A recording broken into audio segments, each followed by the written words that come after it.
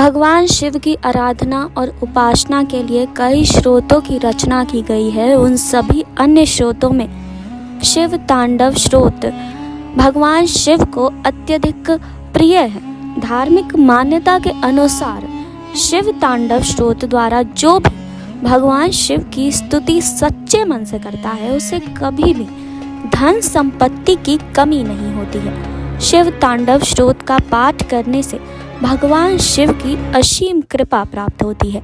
जी हाँ, आपको बता दें कि यह स्रोत दशानन के द्वारा रचित है। भगवान शिव के द्वारा ही दशानन का नाम रावण रखा गया है। तो चलिए जानते हैं कि कैसे हुई शिव तांडव स्रोत की रचना। आपको बता दें कि रावण के पिता का नाम वृषा था, जो कि एक ऋषि थे। रावण के सौतेले भाई कुबेर थे।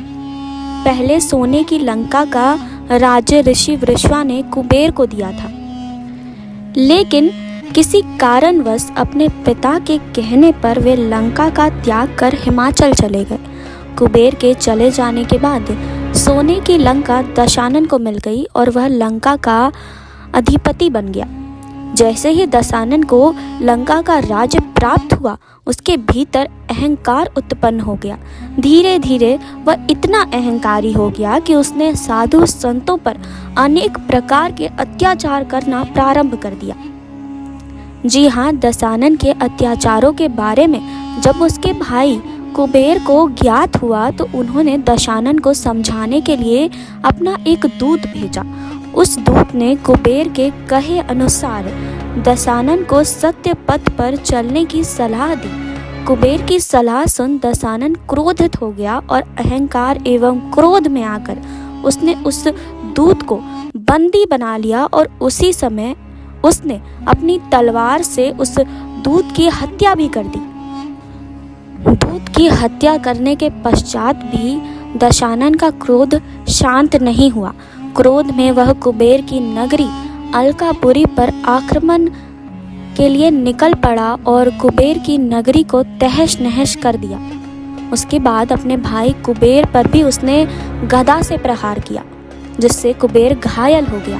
कुबेर के सेनापति ने किसी तरह से कुबेर को नंदन वन पहुंचा दिया, जहां वैद्यों ने उनका उपचार किया, जिससे वे स्वस्थ हो गए। दशानन ने कुबेर की नगरी एवं उसके पुष्पक विमान दोनों पर अपना अधिकार कर लिया। पुष्पक विमान की ये विशेषता थी कि वह चालक की इच्छा अनुसार चलता था तथा उसकी गति मन की गति से भी तेज थी। एक दिन दशानन पुष्पक विमान में सवार होकर सारवन की तरफ चल पड़ा, परंतु एक पर्वत के पास से गुजरते हुए उसके पुष्पक विमान की गति स्वयं ही धीमी हो गई।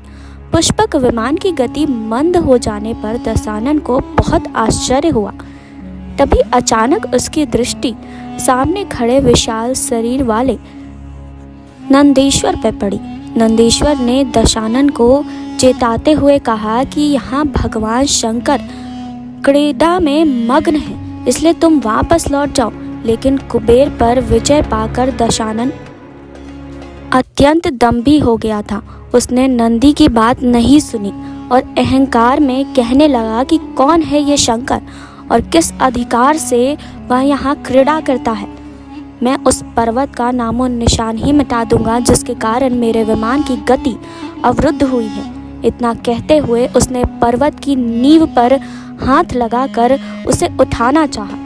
जैसे ही दशानन ने पर्वत की नींव को उठाने की कोशिश की, भगवान शिव ने वहीं बैठे बैठे अपने पांव के अंगूठे से उस पर्वत को दबा दिया ताकि वह स्थिर हो जाए। भगवान शंकर के ऐसा करने से दशानन की बाहें उस पर्वत के नीचे दब गई, जिससे दशानन को बहुत पीड़ा होने लगी। क्रोध और पीड़ा के कारण दशानन ने भीषण चित्कार कर उठा।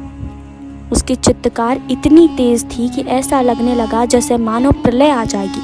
तब दशानन के मंत्रियों ने उसे शिव स्तुति करने की सलाह दी। तब दशानन ने बिना देरी किए हुए सामदेव में उल्लेखित शिव के सभी स्रोतों को गाना शुरू कर दिया, जिससे प्रसन्न होकर भगवान शिव ने दशानन को क्षमा कर दिया और उसकी बाहों को भी मुक्त किया।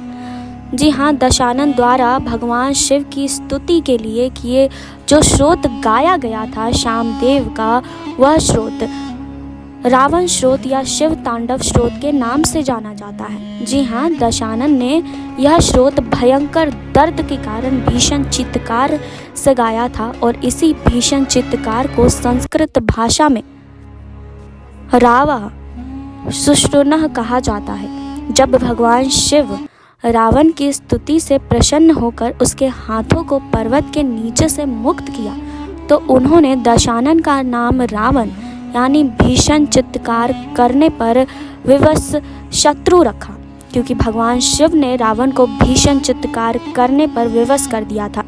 तभी से दशानन को रावण कहा जाने लगा। जी हाँ, तो और अपडेट्स के लिए आप जुड़े रहिए हमारे साथ। नेक्स्ट नाइट स्पिरिचुअल से सुरभि की रिपोर्ट।